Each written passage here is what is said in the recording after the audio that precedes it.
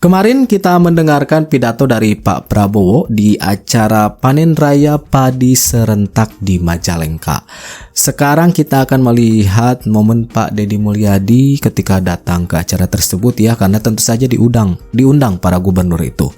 Dari mulai datang kemudian melapor tentang apa-apa yang terjadi di daerahnya, yaitu di daerah Jawa Barat. Ini sangat menarik teman-teman, karena ketika melaporkan tentang daerahnya, Pak Deddy Mulyadi tentu saja sangat menguasai daerah yang dipimpinnya, menguasai lapangan. Dan ketika berbicara itu sangat lancar sekali, ketika berbicara itu penuh dengan keinginan besar untuk memajukan daerah yang dipimpinnya, yaitu Jawa Barat ya. Dan tentu saja Pak Deddy Mulyadi itu hafal betul wilayah, hafal betul apa yang terjadi, karena kita lihat sendiri keseharian Pak Deddy Mulyadi seperti apa ya, berkunjung ke daerah-daerah di Jawa Barat untuk ya mengontrol istilahnya ya teman-teman. Ketika Pak Deddy Mulyadi turun ke lapangan, Pak Deddy Mulyadi tahu keadaan masyarakat seperti apa, tahu oknum-oknum yang nakal, tahu aturan-aturan yang dilanggar. Nah, di sini Pak Deddy Mulyadi melaporkan tentang salah satunya kemajuan ataupun kebutuhan yang berhubungan dengan pertanian. Langsung ya berbicara di depan Pak Prabowo. Oke, untuk lebih jelasnya kita lihat saja videonya. Nah, ini ketika Pak Deddy Mulyadi tiba ya di Majalengka, diserbu warga ingin bersalaman, berfoto, disambut semangat sekali warga yang ada di sana.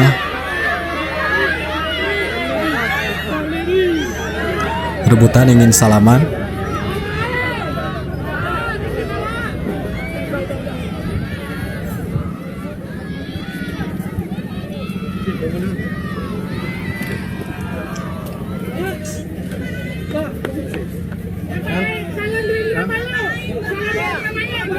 Nah, itu sapaannya Bapak Aing.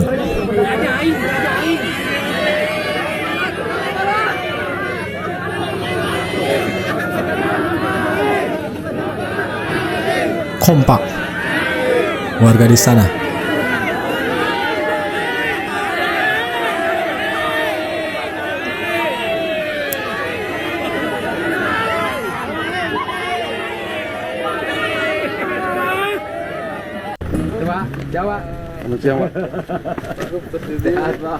Ini ketika bertemu dengan Panglima TNI.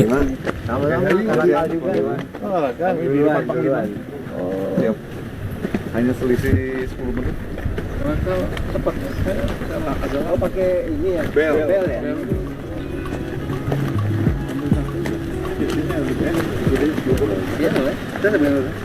Siap. Tempat saya itu tiris.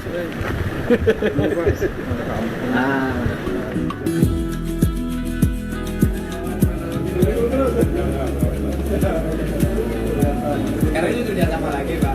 Jawa Barat aja dulu ya sekarang. Oh, Jawa Barat. Jawa Barat. Yang udah jelas siap. Nah, ini Terima kasih, Pak. ketika Assalamualaikum warahmatullahi wabarakatuh. laporan ke Pak Prabowo. Sampurasun, Bapak Presiden, Pak Menko, Pak Menteri Pertanian, Panglima TNI, Pak Kasad, Kasal. Kemudian yang pertama bahwa beratnya para petani bukan sekarang pupuk sudah lancar, Pak, tapi sesungguhnya biaya tinggi produksinya itu di obat-obatan, Pak. Karena sekarang itu dari mulai sebelum nanam mereka harus mengeluarkan biaya untuk semprot keong, Pak. Karena saya petani, Pak. Kemudian setelah itu hampir rata-rata dari sejak musim tanam sampai panen itu dalam waktu 2 bulan itu nyemprot tuh 2 hari sekali, Pak.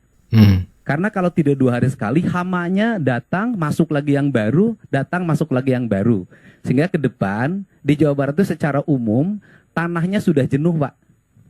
Sudah jenuh karena pupuk terus-terusan, sedangkan tidak pernah ada pemuliaan tanahnya. Nah, harus dilakukan program masalah seluruh Jawa Barat, bagaimana tanahnya unsur haranya dikembalikan karena rata-rata sudah di bawah 6. Ini yang pertama. Kemudian yang kedua adalah irigasi, Pak. saya boleh ini sama Bapak, tahun ini di Jawa Barat DAK-nya mengalami penurunan untuk program kegiatan di BBWS.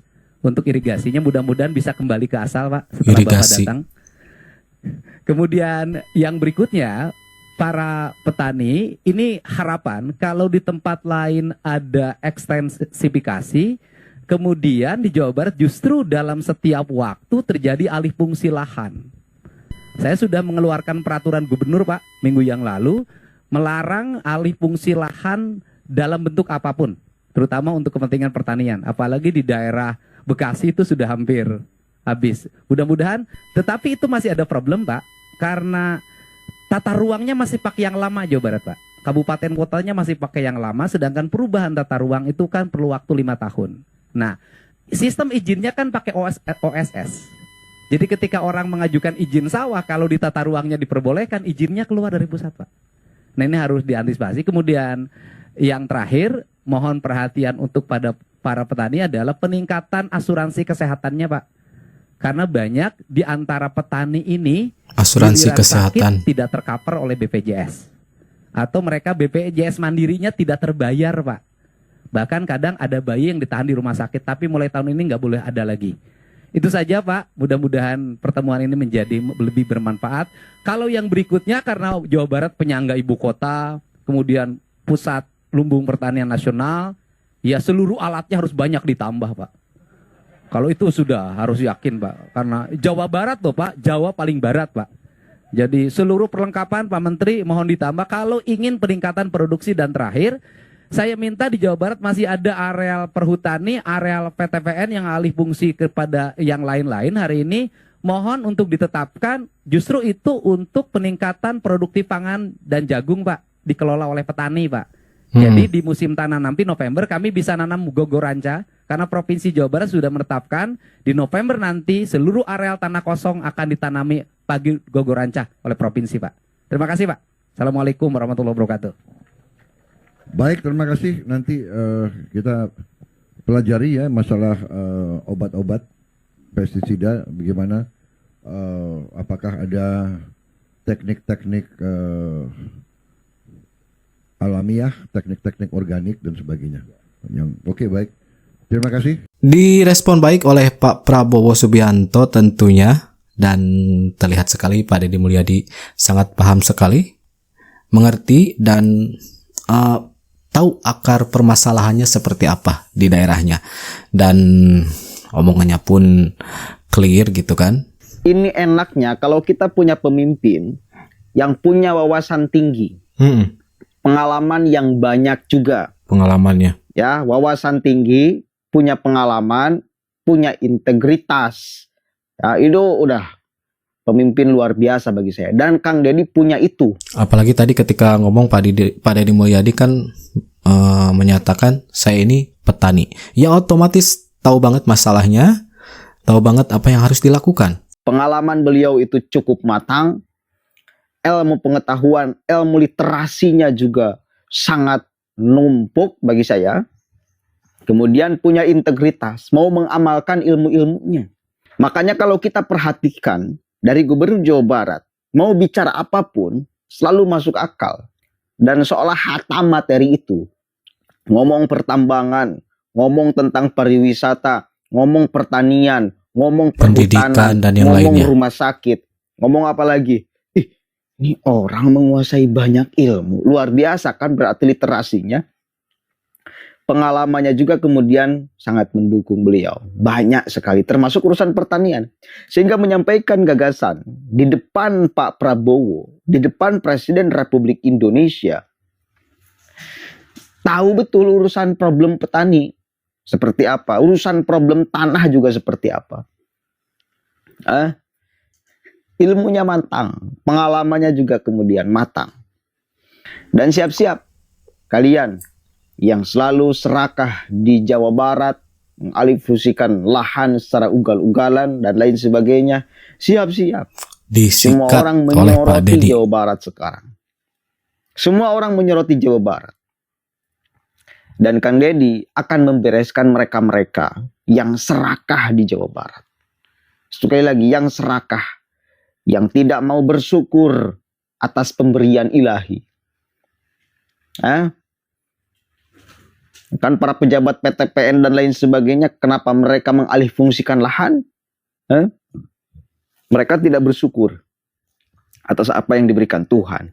Sehingga dengan rela dan tega mengalihfungsikan lahan, meskipun berujung kerusakan, tidak dihitung.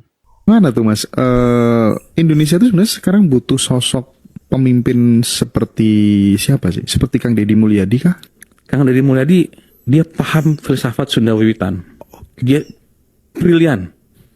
Dia menguasai dan dia mendalami dan dia mempelajari terus filsafat Pasundan. Dan itu tidak hanya sekedar wacana, tapi dia implementasikan dalam kehidupan rumah nyata. diterapin, sama keluarga diterapin, di desa diterapin, waktu jadi bupati dia terapin. Sekarang berjuang habis-habisan di Jawa Barat karena ini orang sakit nggak ya, gila, Jawa Barat itu kan gede ya, penduduknya banyak, masalah juga banyak banget ya. Nah, kita dukung, dukung tapi dengan sikap kritis lah. Kritis itu bukan berarti prasangka buruk ya, bukan berarti suzon, enggak. Kritis itu jangan percaya duluan lah ya, tahan-tahan dikit lah.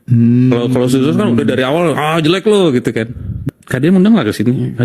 Mudah-mudahan lah nanti bisa terhubung cocok dengan beliau lah ya. Karena dia kan beliau kan selalu mengangkat tentang isu-isu nilai-nilai kearifan lokal daerah gitu ya. Orang kan sekarang terpesona dengan budaya-budaya, ajaran-ajaran dari luar gitu. Kalau nggak Arab, Korea itu aja. Nah, kan jadi trending kan di mana-mana beliau ya. Mana nih yang lain? Kok cuma dia? Iya, benar-benar. Itu kekuatan KDM. Makanya dia ngerti filsafatnya.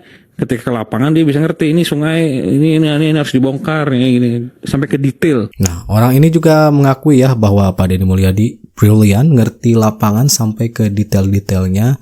Kemudian menguasai filsafat yang berhubungan dengan Sunda Wiwitan yang diterapkan oleh Pak Deddy Mulyadi dalam kehidupan sehari-harinya.